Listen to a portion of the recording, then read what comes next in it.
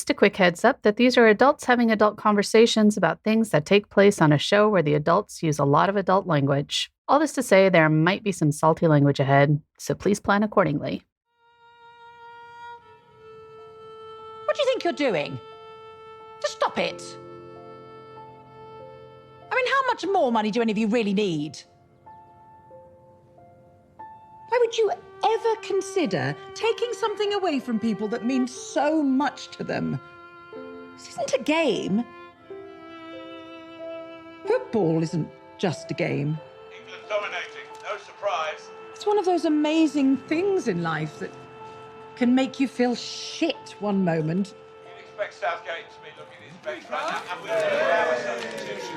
AFC Richmond's Jamie Tarr winning his first cap for England. An unforgettable moment and well earned. And then, like it's Christmas morning the next. Oh, Tarr wearing 24, the nod to his Richmond teammate, the spectacular Samuel Bisania. It has the ability to make heroes and villains out of ordinary men.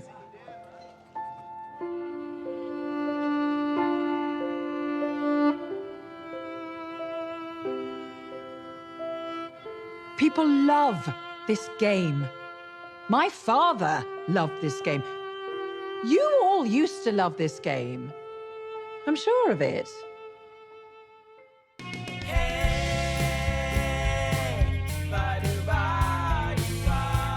What would Ted Lasso do?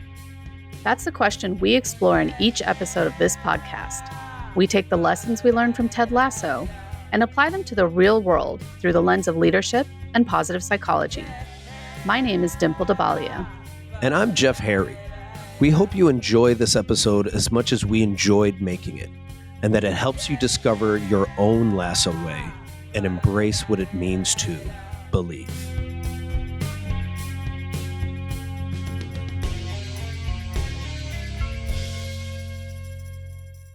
All right, welcome to What Would Ted Lasso Do? Today we are jumping into Season 3, Episode 10, International Break. This one was written by Jane Becker, and interestingly, she wrote the episode Trent Crim, The Independent in Season 1, and also No Weddings and a Funeral in Season 2, both of which were episodes I really liked. And then it was directed by Matt Lipsey. So how's it going, Jeff? Doing pretty good. I just finished. It was a very strange but fascinating episode. Ooh. Also thinking that there's what, 2 left? Mm-hmm. Yeah. I don't know. I felt many things. But you go first. First of all, I think we're back to like a lot of storylines again. So that was like one thing. But also for me personally, it felt a little bit rushed. Like all of a sudden we are in this place of like, we went from like Nate standing up for himself and like walking away from Rupert to now he's like out of a job and not entirely knowing what happened. You know, it just felt a little bit rushed. And I understand some of the criticism from this season of like, we've had this whole season where some of these things could have maybe been like developed a little bit more. Yeah. And it would have been interesting maybe to see how Nate actually walked away from the job, things like that. But before we jump into all that, I mean, so that's my initial impression. I don't know if you want to share yours. I felt the same way with Keeley. Yeah. Yeah. I felt like both their things just came out of like nowhere, you know, where like there was a small rift and then all of a sudden it's over. Yeah. So I was like, okay, this is interesting. So yeah, I don't know if it says rushed as Game of Thrones, the last season, which was painful. I would have thought there would have been more character development in this one. And I usually have no criticisms for this show. So okay. I do. I love the show too. And I am very sensitive to writers because having now been writing for a while, like I really understand, number one, how hard it is to put yourself out there, but number two, how much work it takes. And so I try my best to like try to, see where they're coming from and stuff. But this one, it did feel a little bit rushed to me. But I felt like there were a few key storylines in this one. So there's all the stuff that Rebecca's kind of dealing with, especially around Edwin Akufu. And then we've got Nate's storyline, we've got Keely's storyline, and then I think kind of the team as a whole and slash Sam and kind of what he's dealing with. Did you see any overarching themes in this one? Yeah, what I wrote down was, well, at first I wrote down transition, Mm-hmm. but then at some point there was I wouldn't know if I would say it's depression, but there was definitely a sadness or a mourning, Oh, especially going for like Nate and Keely, Mm-hmm. right? Where both of them at the beginning are just withdrawn and people are trying to help them. And it takes a lot for them to get help. Yeah, Both places, they both were pushing people away at the beginning and then realized that those people that were pushing them away, they needed. For me, I would stick with vulnerability again for sure. But then I think the other thing for me was kind of about like embracing your inner child or all the things that we do to that little person that we were in order to become what we think we have to be, kind of thing. Like I felt like there was a lot of that here in this episode. And so, but yeah, so I don't know how to really describe that. Seeing your inner child, embracing your inner child. I'm not sure, but something around that was really what came up for me. Anyway, so let's I guess start with Rebecca because that was kind of a big one. Was her this week with number one with like Jeff's doing the Rebecca big pose with the tonguing with the really big that was awesome. Yeah, but so we've got Edwin Akufu. We find out that he's back in town. He wants to create a super league. I love that Higgins learns this from his music group, the director of Beep Operations, that they're all like director of operations. It's cute. But yeah, so this idea of a super league being kind of the biggest and wealthiest teams facing off and ticket prices are higher, it cuts out people who maybe couldn't afford some of those higher things, but it makes the team owners very, very wealthy. Mm-hmm. And I understand this is based on a real thing. This actually happened. Yeah. They tried to do this with like Barcelona, Man City, PSG. It was like maybe 10 teams trying to make this super league and then frankly make like English Premier League and the Italian League and the Bundesliga and all these other leagues basically obsolete, or they just wouldn't have their best teams anymore. And fans lost it. I mean, fans were like gathering in front of stadiums and like ready to like just like go off. And it was so bad, and the owners looked so greedy that they just had to pull back. And then there's still some owners that are trying to still do it. They're still trying to do it, even though it's like it's just and it would have done what Rebecca said. It would have taken away so many people's love of the game. They would not be able to see their teams as much anymore. Well, so we start this off with Rebecca just not even sure she wants to attend, right? Especially because she gets the invitation from Rupert, right? Yes. Right. And which raises all kinds of suspicion, right? Like it's no surprise that she'd be like, why is he inviting me? Right. Because up until now, he has not had the greatest motives. And so the fact that she finds him standing in her office, first of all, when she walks in, and he's just staring at the space where that Hockney used to hang, right? That was the painting in the first episode. And then it's interesting to me, though, because she says, well, maybe next time you can make an appointment. And he's like, okay. And he doesn't, like he doesn't seem like he's trying to bait her like normal. Yeah. There seems to be like a little bit of a shift of some kind. But yeah, so then he invites her. And she's not sure, so she goes to Higgins to have a chat. She tried to go to other people, but all those other people were gone, right? Yeah. And we've seen this before, right? Where who was it that went to Higgins to ask for advice? And Keely. It was Keely. And he was like, well, did you talk to Roy? Did you talk to so-and-so? And like, they go down this list of all the people. And then Higgins is like, well, I'm just honored to be on the, the list or whatever. So Higgins, after his thing about all the kids in Willy Wonka being dead, which I thought was really I didn't actually think about that, but then I was like, that might be true. I thought that was really funny. But I really liked what he said then, which was like, who cares why you're invited? Like, you have a Yeah. seat at the table. Yeah. It actually made me think back, like, for myself a few years ago, well, actually, like over a decade ago, where I was like the third person to be offered this job that like the first two people turned down.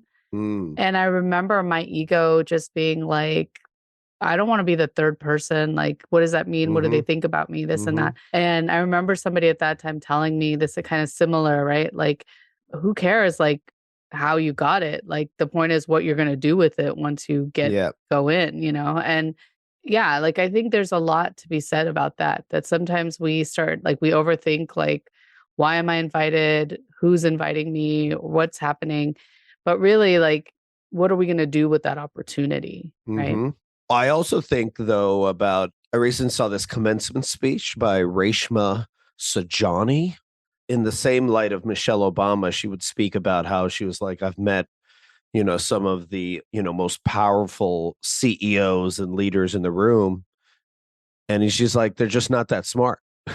They're just not as, as powerful as one would think, right? And Michelle Obama said something very similar. It's just like, they're just not that impressive. You are as impressive, if not more. And what I loved about what Keely texted Rebecca when she was in the room with all those dudes was like, remember, they all used to be little boys.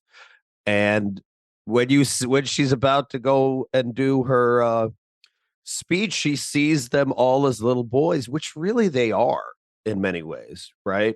Yeah. And in many ways, they constantly are buying more and more stuff to like fill this empty hole because it's never enough, right? It's never enough for them.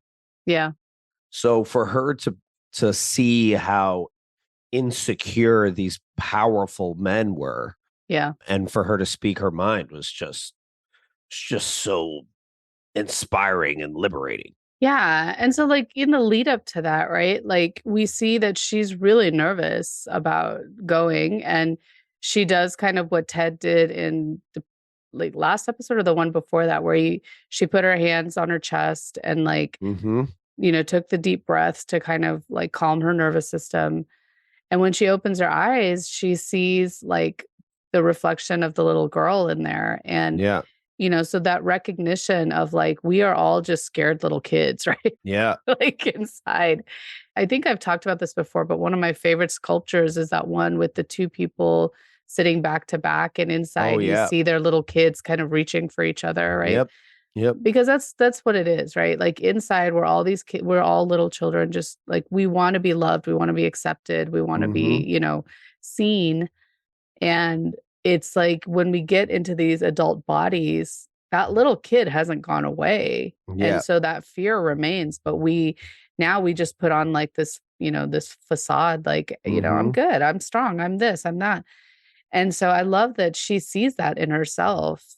And then she, it reminds her like to do her pose, and she does it. And it just calms her, and it gives her back that confidence to walk in with her head, like her head high. And but what I do want to say is I had a friend of mine that I saw recently, and he kind of called me out on this from season 1.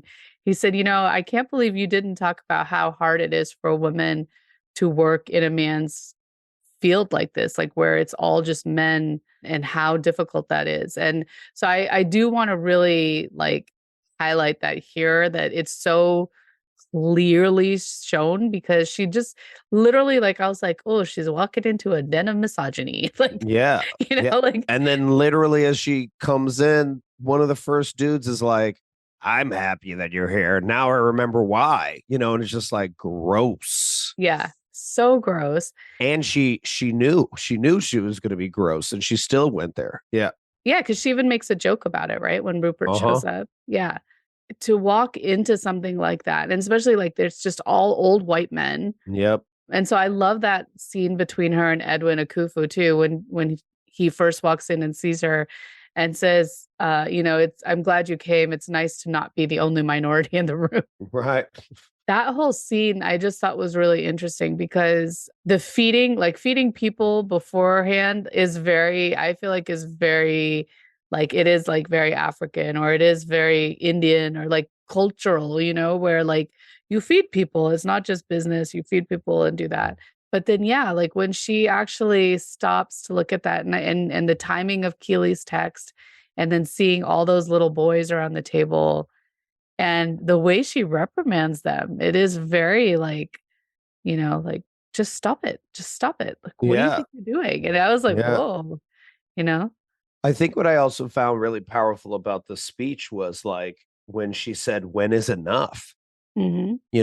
They asked, I think this might have been a Michael Moore film from way back when, like Bowling for Columbine or something like that, Yeah. where he literally asks Phil Knight, who's the owner of Nike, when is enough? And Phil's like, it's never enough. Yeah. And that's like the vibe of all those guys. It's just like they have really powerful teams. They have as much money that they could like spend in 80 lifetimes, and then they're like, how do I squeeze more out? How do I squeeze more out of fans? How do I squeeze more out of, the league, advertisers, all that? And it's so depressing to watch that. I live in Oakland, California. We lost two major sports teams to Las Vegas, the Raiders, and then the A's just left, or they're leaving next year or whatever, again because it was a money grab. And then you have like fans that have watched these teams for 20 years basically just lose them, Mhm. right? So it's like it's bigger than so I loved what she said. She was like, it's big, football's bigger than just the game. It's not just a game. There's so much more potential to it than that. Something that Ted said a couple of episodes ago, right? Like, just because we own these teams doesn't mean they belong to us. Yes, exactly. Right. So even he had said that we're just borrowing this team. It really belongs to the people. Right. Yep. But the other piece of it was, I love how she tied it back to the love of the game. Right. And she ties it back to that story about Rupert. And like, we would never know that he was working class Richmond Right. growing up. Right. But that was like, he used to sneak into the matches because he couldn't afford tickets as a child, and then ultimately came back to buy the team. And you come back to do something like that because you have such a deep love for it, right? Yep. And it was that deep love that I think ultimately, she wanted to destroy when they got divorced, and he was then like, coming back at her. But like somewhere along the way, we forget about the things, like the why of why we do things, right? Yep. And we have to be reminded, because we start getting into all these other directions. Like, if you're just in it because of the money, or you're just in it, it's not ever going to be as fulfilling. No, and that's the part that I found really interesting when she goes, it has football has the ability to make heroes and villains out of ordinary men. Mhm. People love this game. My father loved this game. You all used to love this game. Mhm. I'm Yeah. sure of it. And that was really powerful. And the other part that I loved is after she said, just because we own these teams doesn't mean they belong to us. I loved that she said, I would hate for all of those little kids and grown-ups to ever lose access to the beautiful and passionate part of themselves. Mhm. And that reminds me why I used to go to the World Cup, right? I went to like Japan's World Cup and South Africa and Brazil. And I realized it's just like, it really is just, grown people kicking a ball in a rectangle. Like, I get it. It's not, it's kind of absurd that we all gather for that, but it's an excuse for people to show up and be passionate about something in their lives. And I think that's the part that's so magical about the World Cup, or, any game, is like you see such passion within people, and you see it being passed down from generation to generation, because you see like a grandfather there with his son who's there with his son, and you're just like, oh, this is just so beautiful, right? I was just watching the English Premier League final, and when Man City won, like you saw people like crying, like grown men crying Mhm. and like hugging each other. And that might be the first time they've shown that level of affection towards one another, Yeah, yeah. So like these powerful moments are available. So I love And that Rebecca reminded them that's what you potentially would be taking away.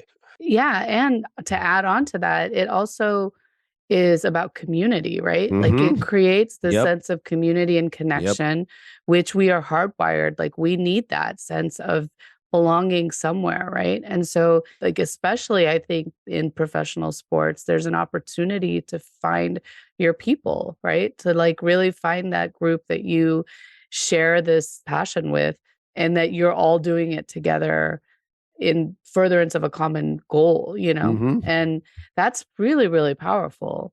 And I know you still haven't watched Welcome to Wrexham, but you should really add it to like next on your list because it's Well, so good. it's interesting because I've been watching them this year, Mhm.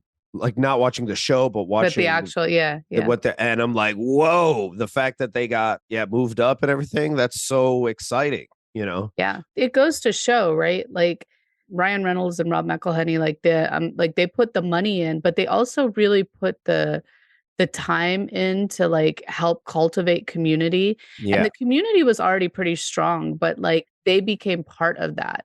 Yeah. And when you have that kind of like backing and support, and it goes a really long way, and so you saw the fans start to get excited again. And initially, like they were like, nah, this is like another famous person coming in, they're all gonna leave, and and it took time to build that trust and stuff. But once they did, like the fans got really excited, which made the team get excited, which made and it just like feeds on itself, and it creates this space for to where like, yeah, you are the underdogs, but you can overcome those challenges because you've got the support of this community.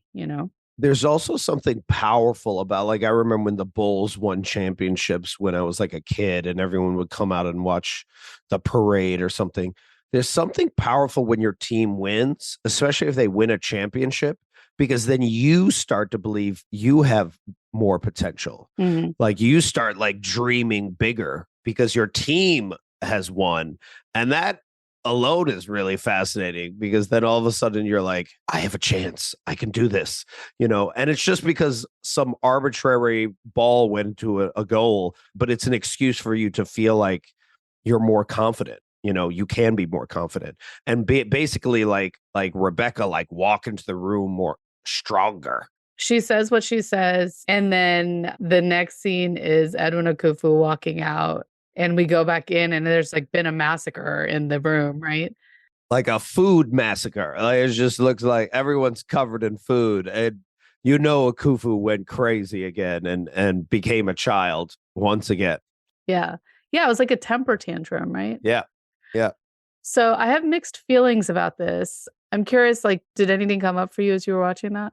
Well, mixed feelings about Akufu going off and Yeah, crazy.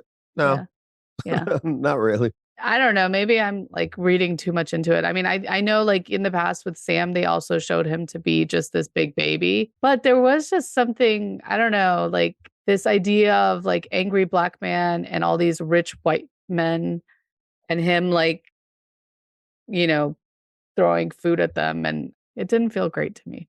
Oh, okay. But anyway, regardless, afterwards, they are cleaning up, and Rupert and Rebecca are, like, the last ones left in the room, and she's just so much more comfortable in her own skin at that point. Like, you can see that she's just, like, Yep. you know? And he misreads that, not surprisingly, and goes in to kiss her, and she just looks she's like, "What do you" like, "Rupert, no." Well, because they had just had a moment, right? They had just had a moment with her sharing that story, which reminds him of his inner child and reminds him of a beautiful time when he wasn't part of Empire Strikes Back and he wasn't part of the dark side. Yeah. And then they start reminiscing, and, he completely forgets that he's married, has a baby, and also has quite a few mistresses already on the side. And he's like, he just thinks he's back with Rebecca. Well, and we did see at the beginning that he now has a new assistant, right? Like Miss Cakes is gone and has been replaced by Miss Bread. Like, so, so something has changed. But yeah, but like when she turns around and walks away, and then we end up in that space at the end with her and Ted, like she looks different, right? Yeah, when she moves away from Rupert and then just walks away, it's almost like she looks at him sadly, like a little boy, like he's a little boy that's just sad and lonely, and just be like, but that's not my responsibility. Yeah. Or not my responsibility anymore. And you can see in his face him just feeling like abandoned, right? Like, maybe the way in which he was abandoned by Nathan Shelley, as well. But like, he's losing people. And maybe he has that understanding now, because when he comes to her office and she says, what happened with Nathan Shelley? He says, some people just aren't ready when they get their shot. Right. And so maybe there's a little bit of that recognition for him too, that he had her in his life and interesting. And he missed out. I didn't even think about that. But it's like that's like a turning point for her. Like that's where she just like she's done, Yeah. And when she finally sits down to chat with Ted, when Ted comes in with her biscuits, she's putting the Hockney back up because it doesn't hurt her anymore. It's a beautiful piece for her. And she's like, her hair is down. She's in like another flowy dress again. Like she seems to have returned to who she is, like at her core, Yep.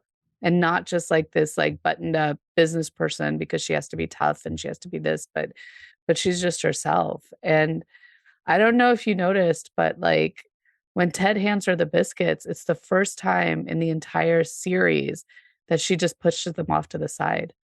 Really? Yeah, she just puts them down. She doesn't like open them, start eating them, like nothing. Interesting. Yeah. Why do you think it's that's the way? Or that? I think that he had asked her in the first or second episode if there was a food when he got that barbecue sauce from his kid. And he was asking her if there was any food that like took her back to her, like childhood or that gave her comfort or something like that. And she looks at the biscuits at that time. And so I think those are they've been like a source of comfort to her, as she was like stressed and dealing with all this stuff. And she's not there anymore. She doesn't need them to like make her feel better. That's my take on it. The biscuits were like healing her inner child. Is that what you're saying? Feeding her inner child, probably. Feeding her inner child. Oh, that's interesting. I will say I bumped into someone recently, and I mentioned that I would mention this on the podcast. She watches Ted Lasso specifically because her boyfriend watches Ted Lasso, but her boyfriend's always like, don't say things because you're ruining it for me. Because she was just like, well, this show's not realistic. And I was like, oh, what do you mean this show's not realistic? And she's like, I'll give you a perfect example. Rebecca eats those biscuits every day, the whole box. And then she has that figure and that figure with those biscuits. And I was like, I didn't really think about that. That's very specific. I guess, and I was like, that's a good point. The whole box. Do you know how many biscuits that is if you add it up? And I was like, I had not thought of all that. So yes. Thank you for pointing that out. Oh my gosh. Yeah. They are buttery and good. They are buttery good. How long does it take to work those off? Okay.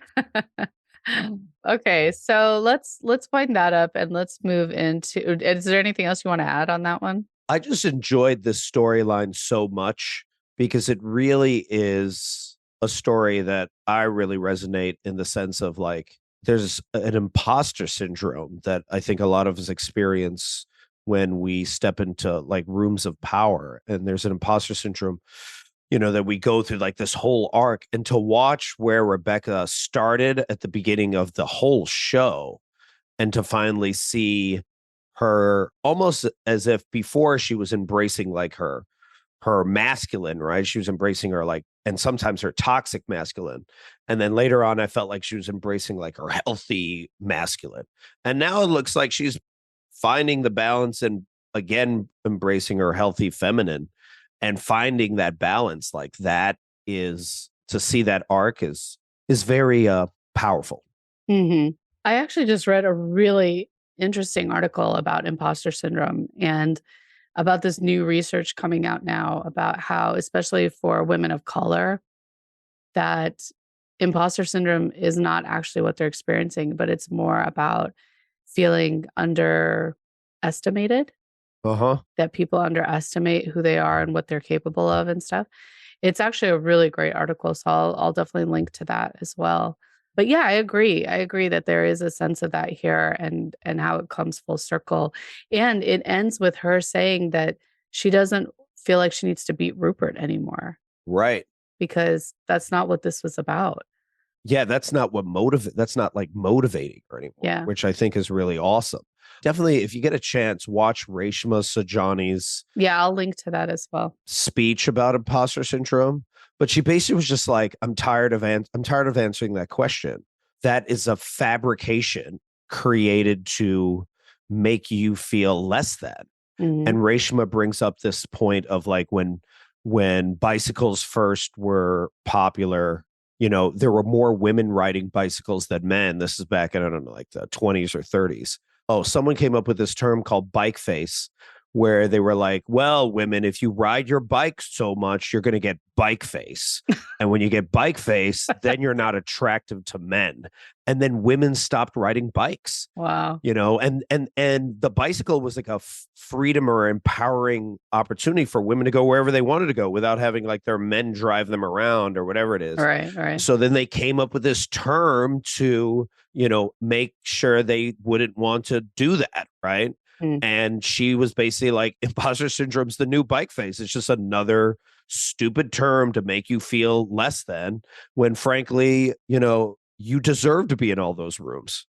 Well, I guess that's a good segue to Nate, right? Mhm. Deserving to be in all the rooms. Yep. We now know that he actually quit once Jade stops to check in on him, and he's like hiding under his covers like we do when we're kids that don't want to face the world, right? Yep.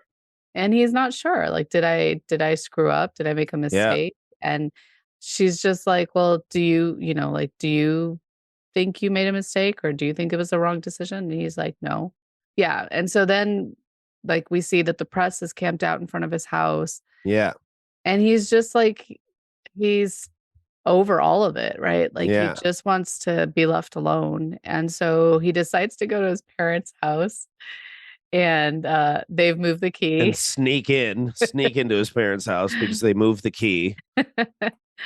And he hides out, right? So his mom, the only like thing that he opens his door for is the food that his mom is leaving him, right? Mhm. But I like that his family just gives him space. They don't Yeah. like force him to like talk about it. They don't, And then when they leave for the farmer's market is when he finally ventures out, and you see like him going through the house. He finds his old magic kit, finds the album, right? He sees Mhm. himself as a child and like doing all those things, and he cries, right?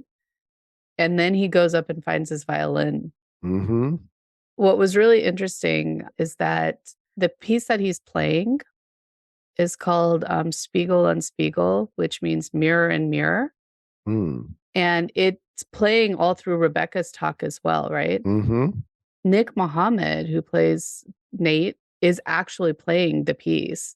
Wow. He is actually a really amazing violinist, apparently. And his real life wife is accompanying him on the piano as he's Wow. playing. And he said that this whole thing came out like when Jason Sudeikis found out that he could actually play the violin, like they wanted to work it in. And that the mirror and mirror is really like looking at ourselves in that way and being able to see who we are and really like being introspective. And so the fact that they chose that piece, I think, is really interesting. But he just seems at peace when he's playing.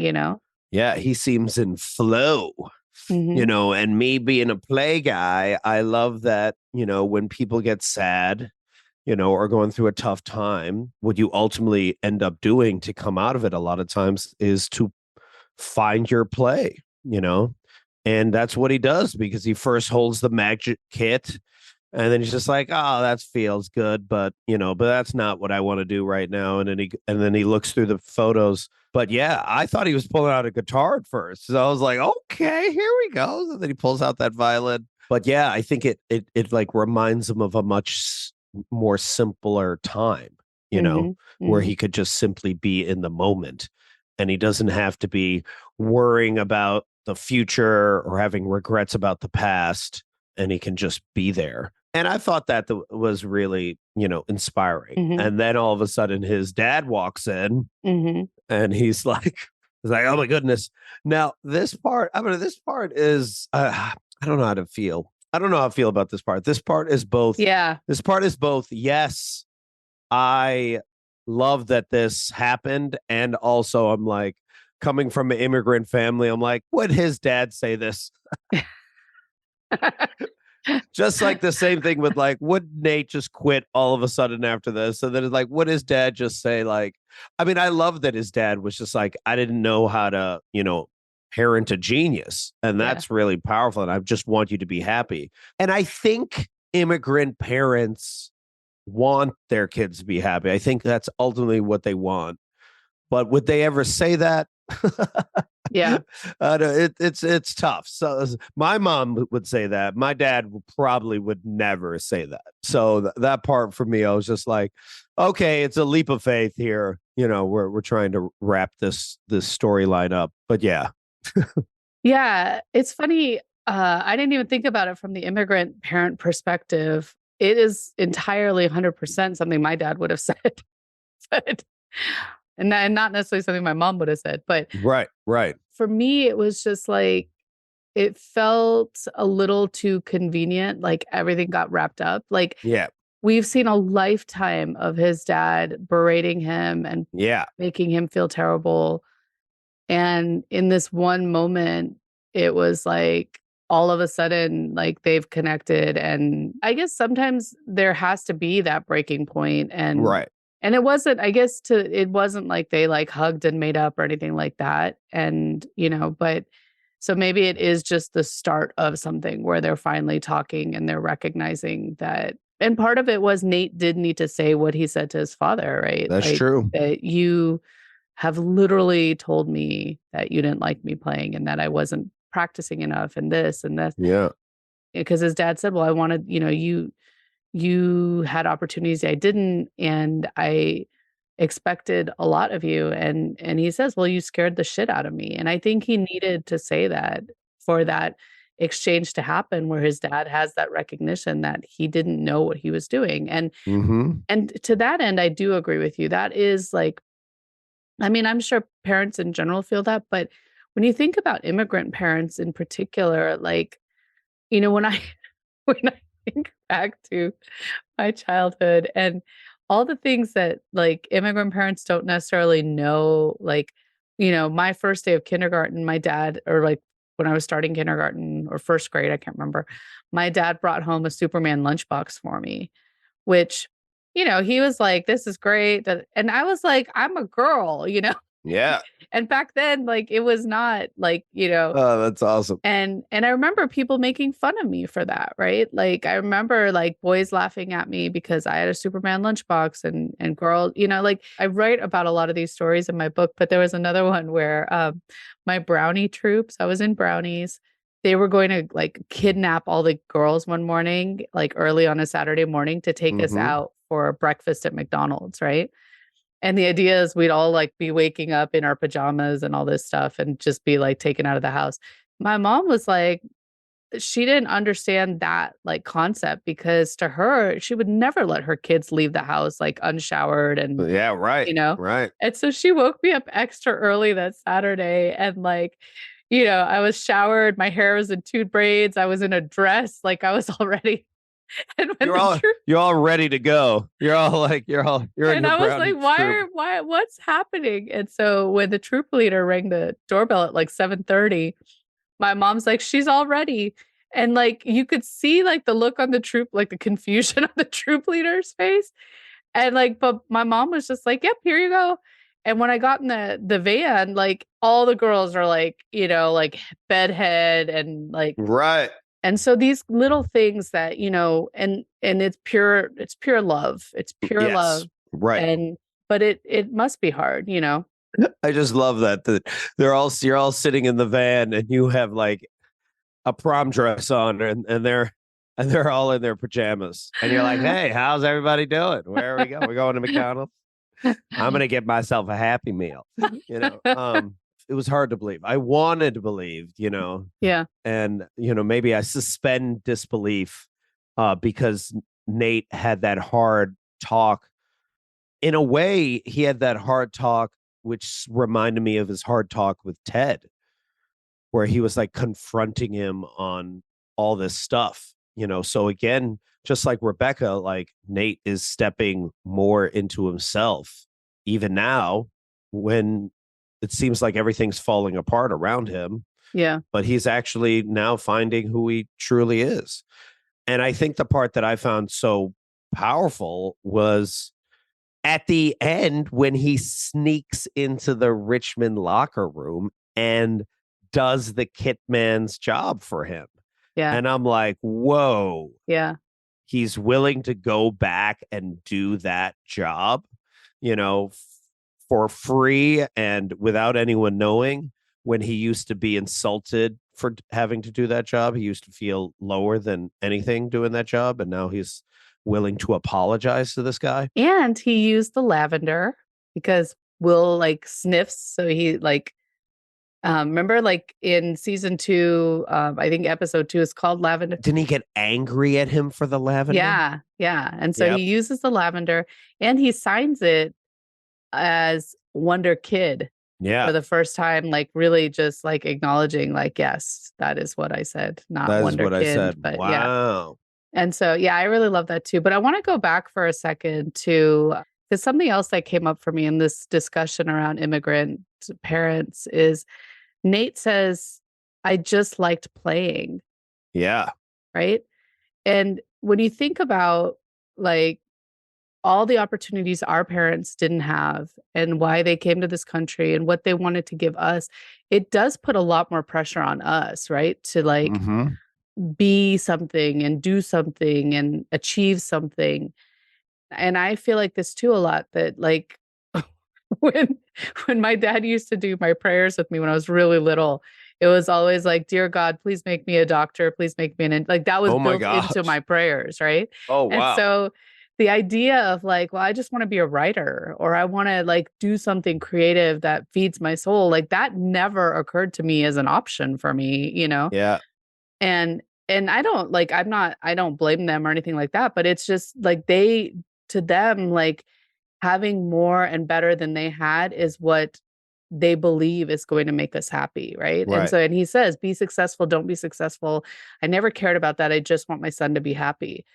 But like the way that they want us to be happy sometimes conflicts with what it takes for us to be happy. Yeah. Right. And so because their happiness might just be like financial success or not having to worry about money or, and I get it because, their generation definitely was especially all about setting up for the next generation.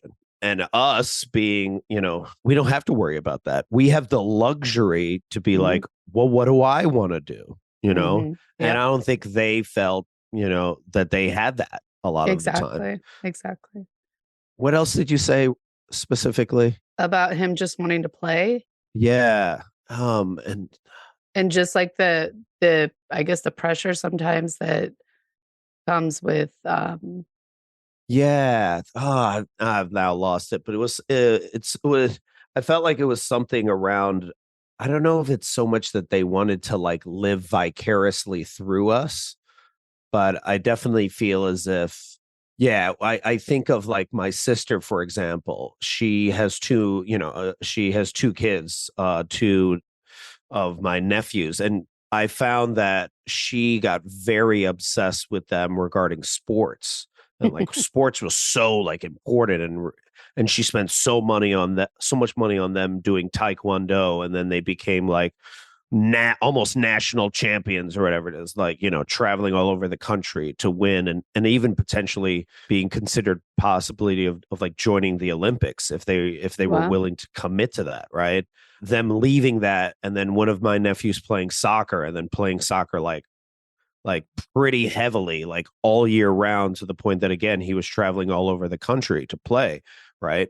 And it's so fascinating that we all went to all the games and all the matches, and it was so important for them to win and so important for them to be accomplished, and they have so many medals and all that stuff. But when they finally left it, like, I don't even remember the wins and losses now. Mm-hmm. Like, I don't remember any of that. And I wonder why they stopped, because I think at some point they just wanted to play Mm-hmm. like Nate.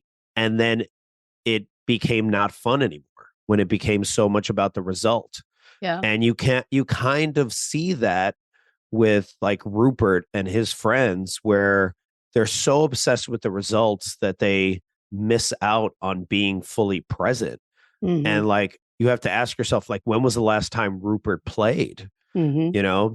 Like him reminiscing with Rebecca was his like last opportunity of playing, right? And that's why he then felt there was a connection that he had with her, right? So, Mm-hmm. in many ways, play heals, man. Play heals. And that's literally what Nate is doing when he's playing the violin. Is he literally is healing his inner child. Mm-hmm. Yeah. I love that. All right, let's talk real quick about Roy and Keely. Mm. And Roy in that shirt. Let's talk about Roy in that shirt. I gotta say, that Uncle's Day scene is probably in the top 10 for me of all the Ted Lasso scenes. Wait, which part? Which part of the scene?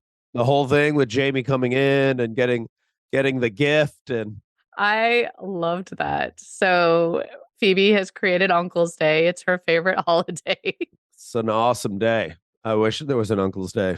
Roy's sister is also there. And I don't know if you noticed, but she's the same ER doctor who treated Dr. Sharon when she had her bike accident. Oh, wow. I did not know this. Yeah. And so Phoebe invites Jamie because she assumes that Jamie and Roy are best friends because Right. Roy talks about Jamie all the time, apparently. And I love again how like their friendship has grown and stuff. It's so cute. And then to see Jamie's gift, which is very thoughtful, right? The original England kit from the 2014 World Cup. And then when he says he had them change the E to a U. You gotta love it. You gotta love it. And you can tell Roy really appreciates it. Yeah. It really does. And I love that Phoebe's keeping track of all of it. And then she created the tie-dye, red, orange, yellow, because that spells Roy. And the fact that he keeps wearing it. So like, dude, he commits to wearing it. He hates it, but he wears it. Yeah, it's pretty funny. But then he runs into Miss Bowen, right? And the teacher. Yes, Leanne Bowen. And she notices he seems a little bit different, a little more relaxed and a little less stuck, as she says, right? A little lighter. And then he says like, well, weren't you flirting with me the last time I saw you? And then she says, I teach kids, I don't mind cleaning up a mess. Right. And then she just says, I hope that mess didn't cause too much damage.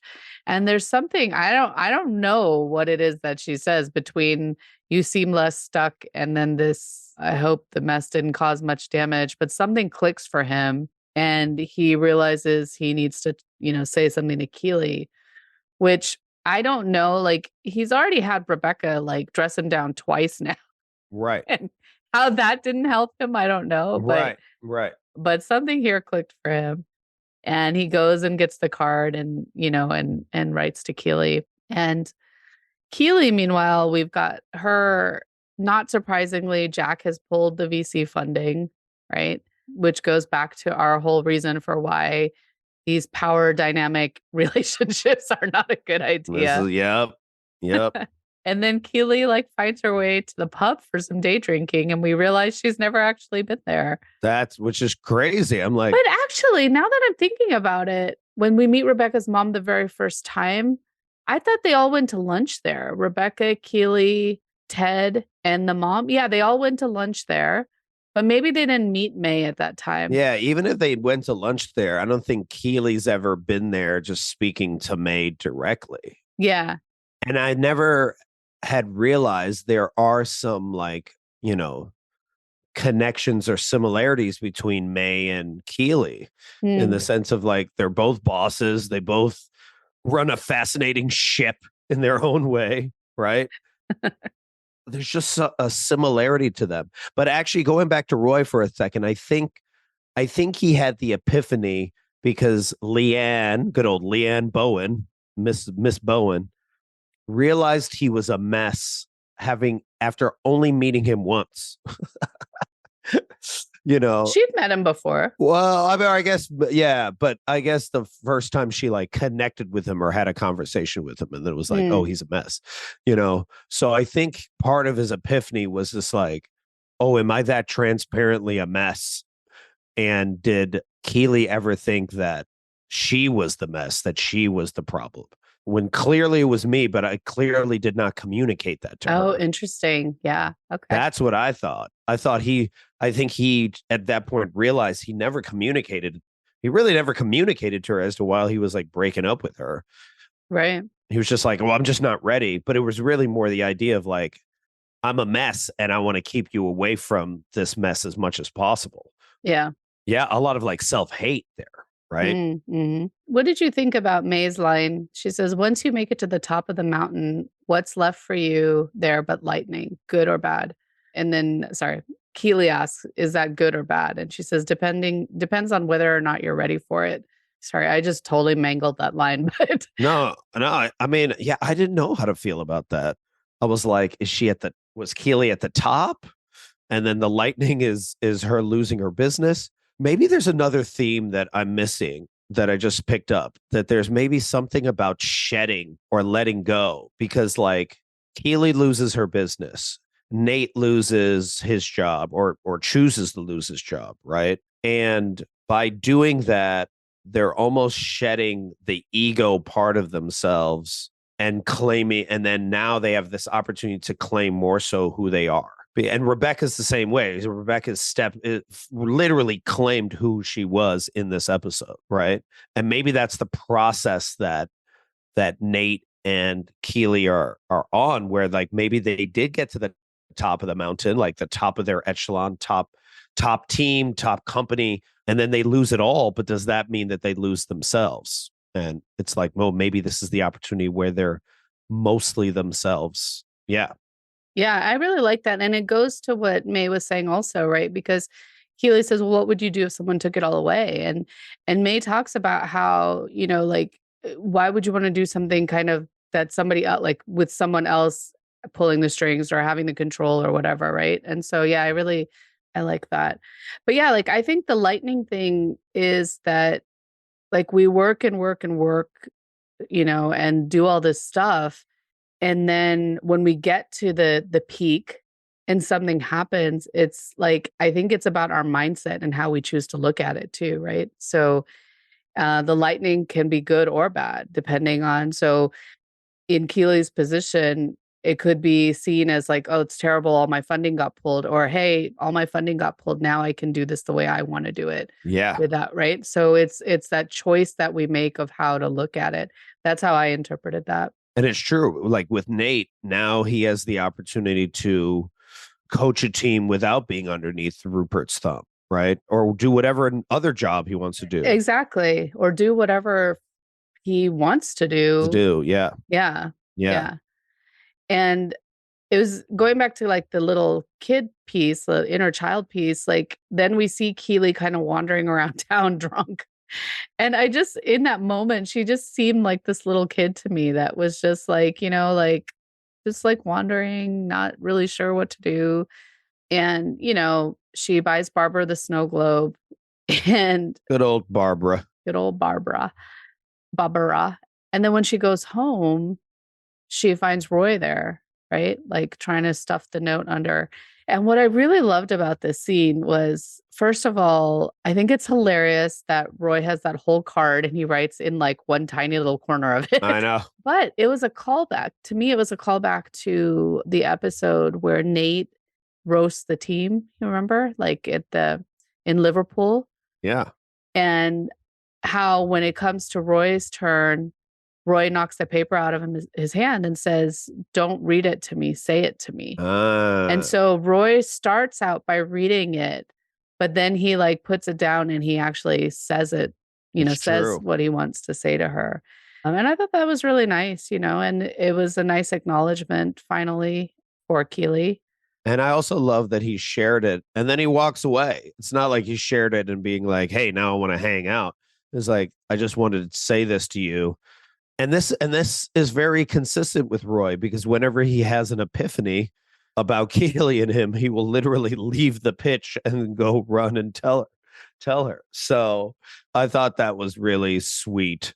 So I was actually surprised at the end when he happened to stay over. I wasn't, because if you watch, like, right before they cut to a new scene, she kind of turns and you can tell she she's turns going, and she walks, and I was like, and I had not picked up on that. Yeah. But it is curious because then when Rebecca shows up and initially she thinks that she's been shot. Right. Because it looks like she has been. But then when Rebecca tells her, like, oh, Rupert tried to kiss me. And then what Keely says is like, can you imagine if you fell for it? After all that floppy cock is done, you'd have to be insane. And that's the point at which we see Roy enter in Keely's robe. And then she'd say, she said, you'd have to be at the bottom of your emotional barrel to do something that dumb, right? And so it does make you think that she's just hurting and like lost. And that's why she hooked up with Roy. Oh, okay. At least to me, like I feel like she's questioning it. Like, that's disappointing. Oh, okay. I don't know. I could be wrong, but that's just my thinking. I felt like it reminds me. I just had this conversation with someone the other day, and someone I didn't even know, like it was a stranger. It was like a bunch of strangers. I were at some conference and I asked them, I don't even know how we got here, but I asked them, what is some advice you give that you never take? And they were like, ooh, and they were like, I don't know if I can answer that question. And then everyone went, and everyone was pretty vulnerable. Like this one guy talked about, like, how he got divorced from his wife. And then this other person talked about a lot of the advice that she received from her mom. She's now giving to other people, even though she doesn't do it. And I think I talked about vulnerability. Like, I tell others to be vulnerable, but I'm not vulnerable all the time or a lot of the time.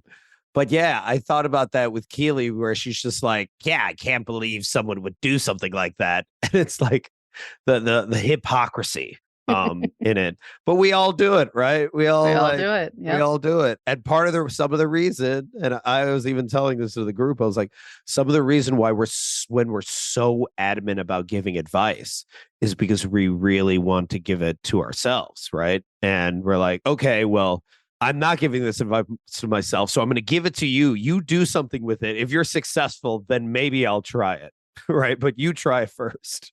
No, it's true. That's true. How did you feel about then Rebecca offering to fund Keely? I mean, again, it and maybe the other theme of this is like, quick wrap ups, right? Like quick, I feel like, when I used to watch, TGIF, Friday shows, and the, Full House would end with a nice, gesture, and they got it all done in 30 minutes. That's kind of how I felt with this, right? Yeah. Like I felt that with Nate's thing. With his father, I felt like this thing. Again, I have a guess as to how you felt about it, because I'm like, again, conflicts of interest, like, but the fact also that Rebecca's like, I have that in cash. Like, I was like, how much money are we talking? Like, is it $1 million? Like, what, you just have $1 million of cash just walking around? I really wanted to see the number. I wanted to be like, how much is she paying her staff? Yeah. And I still don't fully know what KJPR does anyway. But I mean, that's the big question for everybody online is like, is she really like, what's the job? Like, what does she do? Who does she represent? Like, I don't understand. I don't get it. Yeah. But yeah, like there's a lot of conflicts of interest, but I guess if why didn't Rebecca just do that at the beginning? But I guess Keely at the time had to go through and do her own thing. Yeah. It would have been more powerful if like Keely figured out how to do it herself, rather than Rebecca being like, hey, here you go. And now we're going to start all over. But yeah, I know. I kind of I'm of two minds of it as well. Like I agree. Like it just felt like a convenient way to tie up the storyline, but also there's another piece of it though, where I was thinking about maybe it's like Rebecca gave that whole speech about like how much richer do you want to be and like what, yeah, and maybe this is one way that she now gets to choose how to use her money yeah, to like support somebody. So I don't know. I could go either way on it, but it did feel kind of like a little bow on the end kind of thing. But right. Definitely on the nose. Yeah. yeah, so that'll be interesting to see kind of where that goes. But we also see that Barbara resigned from her job with Jack and has now come back and wants to actually work with Keely. So that's actually really sweet too to see. And there's a lot of discussion about like spin-offs, right, of this show. Oh, there are? I did not know. I did not know. Apple put up a picture. I won't say what the picture is, but like, and they put like a caption that says "smells like potential," and so it is really curious as to whether they're going to continue or not. Like they still haven't like officially said anything, and Jason Sudeikis, has always made it clear that this was a 3-arc story. Yeah. So this Yeah. storyline is over, but whether they create some new ones, I think it sounds like it might happen, but who knows? Interesting. Oh, lastly, what I loved is that we found out where Coach Beard is from. Yeah. That just seemed so random. And then there was also like the Danny Rojas. Yeah, so let's talk about that real quick about the team and Sam. So the whole obviously this episode was called International Break, right? So it was for these games, but go ahead. Well, yeah, like a Khufu is clearly trying to ruin Sam's life. Yeah. Not only preventing him from the team, but this might have been my favorite part of this like season was a Khufu doing all those different voices. I know, right? I'm Picard, party of 12. I will have some bread, please. Like so many different voices. He said, bring us your selection of finest African cheeses. African cheeses. I was dying. And he had so many different voices. I was like, I love this actor so much. Yeah. I wanted him to do more. I could have just watched an hour of him just coming up with new people that were booking tickets. Yeah. I'm American. No, he's good. Yeah. Trying to ruin his restaurant, which he can't, but he's still trying to ruin it, and then trying to ruin his, his reputation and his ability to not, and not be on the team. I mean, it bothers Sam, but it seems like it doesn't bother Sam that much. First of all, to hear that someone dropped 20 million to prevent you from playing says more about them than you, right? And exactly. Sam has been like, they've said that he's been instrumental to their 10-game winning streak. Yeah. Right. I mean, Ted tells him again to just be a goldfish. But yeah. I don't like that. For that was a little bit hard for me, but yeah, like I think he's optimistic and he is not worried about it, But maybe another theme, now I'm just coming up with so many themes. Maybe another theme is also like, you don't need the credential or you don't need the title to know how good you are, right? Yeah. Because Sam is that way. Nate's that way now that he doesn't have the job. Keely's that way, even though now she doesn't have her business or didn't have her business. Rebecca also claiming who she is at that moment. So yeah, it's internal. It's this internal recognition rather than that external gratification. And to build on that, the idea, again, we've talked about this in the past, that our worthiness as human beings, our worthiness for love and belonging is not tied to a job or a title or what we do, right? That is the internal piece. So yeah, that's a good point. But yeah, so we find out that several of the Richmond players have been tapped to be on their national team. So Jamie for England, Van Dam for Canada, Danny for Mexico, Bummercatch for Switzerland, and Colin for Wales. And Sam is not mentioned, and everybody's kind of looking. And I love that Jamie goes to check on him, and then that he honors him by wearing Sam's number. Oh, I didn't even realize that. That's cool. So when Jamie finally gets his chance to play and the team is watching, it's happening during Rebecca's speech. Right. So when she says that, this game can be like, it can bring you to like your lowest moments. And so they show Sam, and then it says, and then Jamie takes off the little vest thing that he has on, and they show his number, and he's wearing 24, which is Sam's number. Yeah. And the person that he's subbing in for is number 9, which is his original number. And so I thought that was actually really cool. Oh, wow. And so, like, to imagine the two of, like, they hated each other so much, right? Yeah, you're right. And now, and even we forgot to mention this in the last episode, but that little back and forth exchange when Isaac gives Sam the team captain thing. Mm-hmm. And then there's that moment between him and Jamie, right? Yep. And he's gonna give it to him, and then he flicks him off. Yeah. And so like they've also gotten so much closer. And so that's such an honor though to wear his number when he knows that Sam wasn't able to play. And then Danny becomes like this caricature of the Mexican national team. And somebody said, like, I read somewhere that I guess the Mexican national team is like hardcore. Are they really? Yeah. And so this was like kind of above and beyond, but it reminded me of like the Led Tasso character. Yep. Definitely Led Tasso. I was just like, oh my God. When he crushes Van Damme's Doritos on the plane, it's just like, what is happening with Rojas? Yeah, because it's like the second or third time now where he's just been like trying to be mean, right? But he takes very seriously. So I thought that was kind of funny. And then there were 2 books in this episode. So we have Beard goes back to reading Finding the Mother Tree, Discovering the Wisdom of the Forest by Suzanne Simard. And The Clue, right? Didn't he have also this book called The Clue? The Club. Yeah, it's called The Club, How the Premier League Became the Richest, Most Disruptive Business in Sport by Jonathan Clegg. The callback on the Mother Tree book was from last season when Nate was upset about Ted taking all the credit. Beard quotes Suzanne Simard at that time, and she says, "We used to believe that trees competed with each other for light. Suzanne Simard's field work changed that perception, and we now realize that the forest is a socialist community. Trees work in harmony and share the sunlight." And so, yeah, I thought that was a nice little callback too. So, yeah, lots of good stuff. But any big takeaways? Now I have so many themes. No, I think the biggest one is stepping into your own power and owning who you are, even if the external recognition does not communicate that. Yeah. The biggest win, what was it?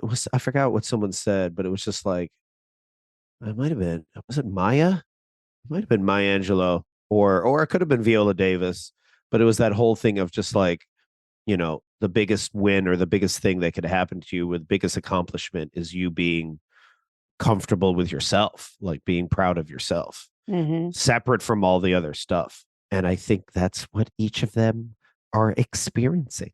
Yeah, I like that. I think the biggest one for me is learning to tap back in to see that inner child and to remember what it is that really brings us joy, and finding ways to like nurture that, I really like that.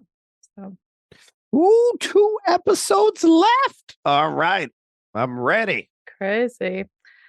All right. Well, thanks for such a lovely conversation. I appreciate you. And thanks everyone for listening. We will see you again next week. Take care.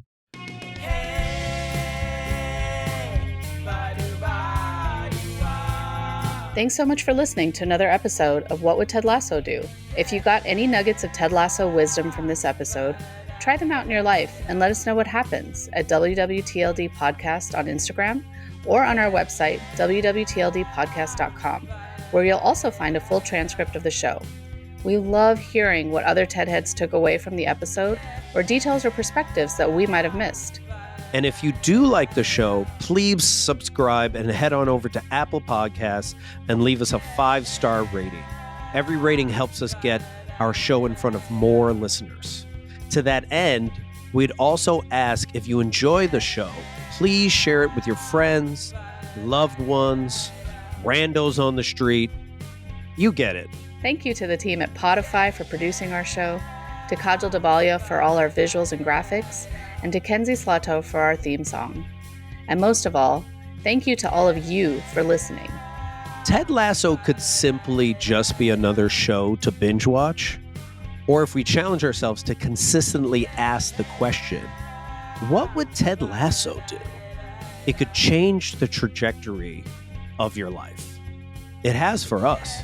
So join us again next time as we explore another episode and ask ourselves, what would Ted Lasso do?